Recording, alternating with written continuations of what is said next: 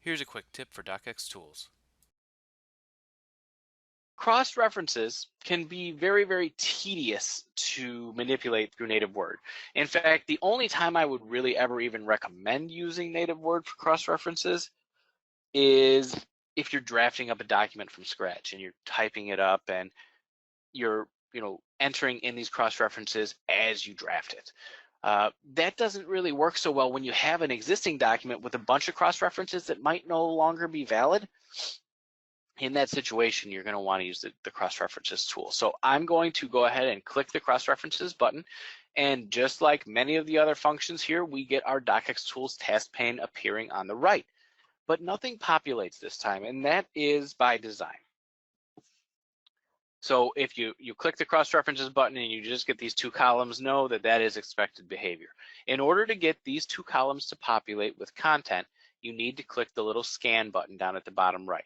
But before I do that, I just want to go over a couple options just so you know where these are. In this orange bar at the top, we have a small icon, a little arrow icon with a drop down. What we're looking at here is the way that the cross-references are going to be displayed.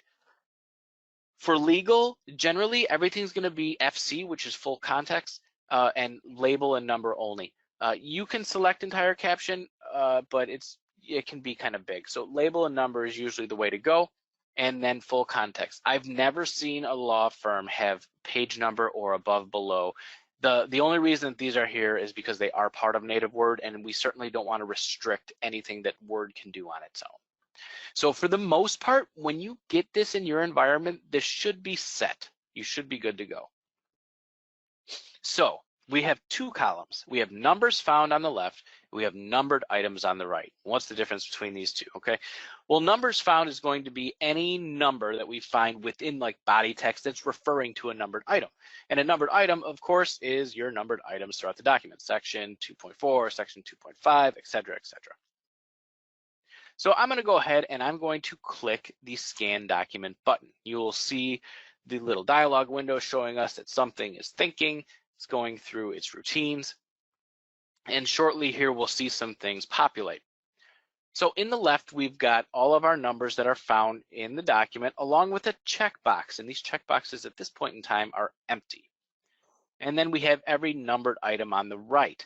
As we click these items that we found, it will navigate to that point within the document. So we can see here section 1.2a is indeed taking us to section 1.2a. So we've got the numbered items listed. That's pretty straightforward. We've got the numbers found listed, and that's pretty straightforward. But what the heck are these checkboxes? Well, the checkboxes indicate an existing cross-reference. This particular document doesn't have any yet, and that's fine. This could have been a rebuilt document that somebody just went ahead and styled, and now they need to address the cross-references that were left therein. And this is very, very simple to do. I know that it looks a little daunting because DocXtools doesn't necessarily hold your hand when it comes to things like this, but here's what you would go for next. So we need to link the numbers found on the left column to the numbered items in the right column. DocXtools has the ability to automatically do that with this little button right next to the scan button. But let me tell you, before you just go willy-nilly clicking auto-link, know that DocXtools doesn't know right or wrong. If the word matches section 1.2 and you have section 1.2 in the document as a numbered item, it's going to link them.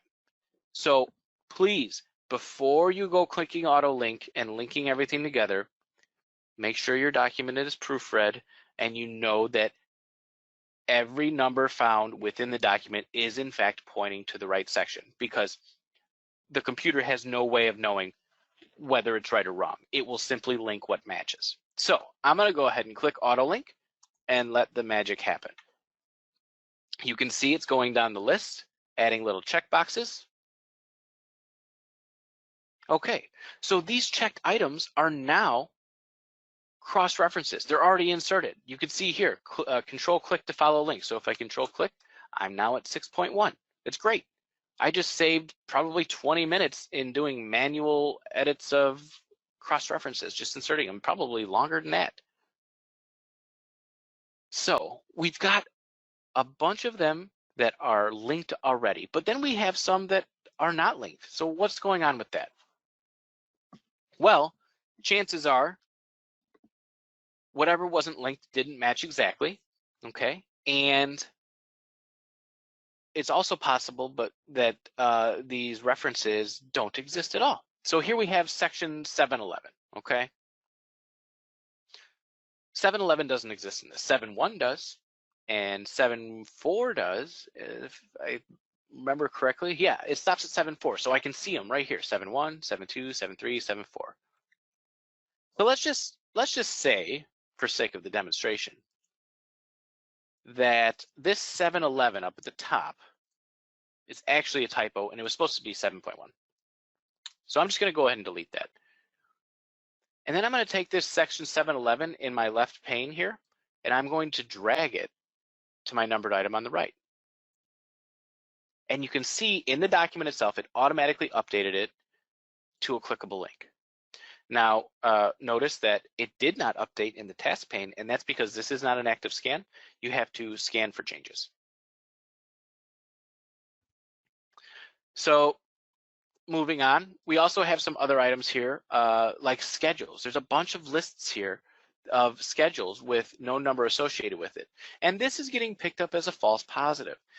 This could likely be modified in your firm's template or firm's database to maybe alleviate this, but chances are that we're erring on the side of caution and including it instead of omitting something that could be overlooked.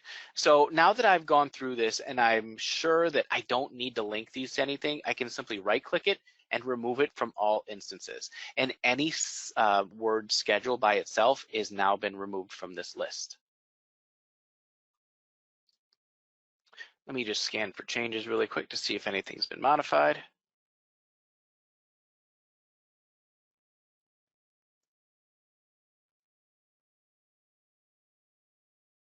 Okay. So we have a couple items left. We still have a schedule here, schedule 2. I'm not sure if we've got schedule listed in here. We might. Doesn't look like it. So I'm just going to go ahead and remove that from the list. Schedule 1 and 3, remove this from the list. And we'll continue on. Here we have section 651.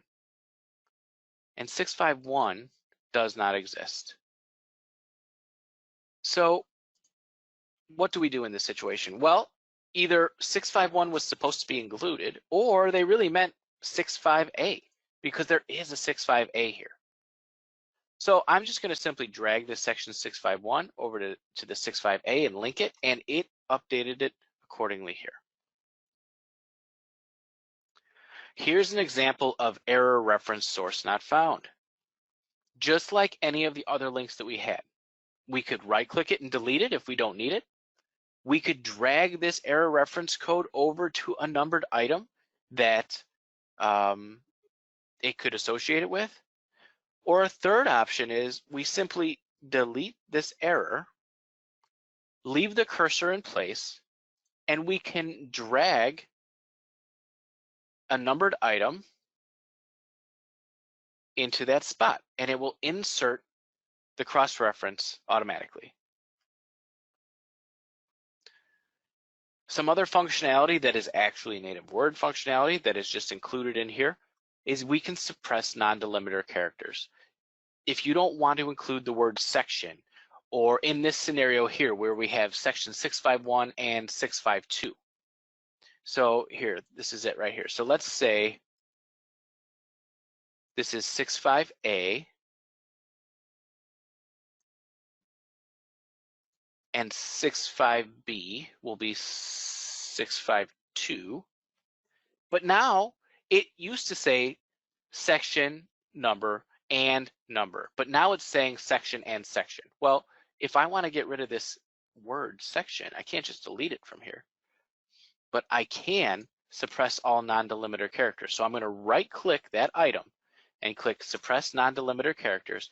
And now we have it just like we did before, section 6.5A and 6.5B. It's still a working link. Now, you can see how this can save a lot of time compared to native word. Native word is so tedious. It works, but it is very, very tedious. This will allow you to cross-reference a very, very large document very quickly, especially if you've already proofread the document and you're certain that your cross-references are pointing to the correct place within the document.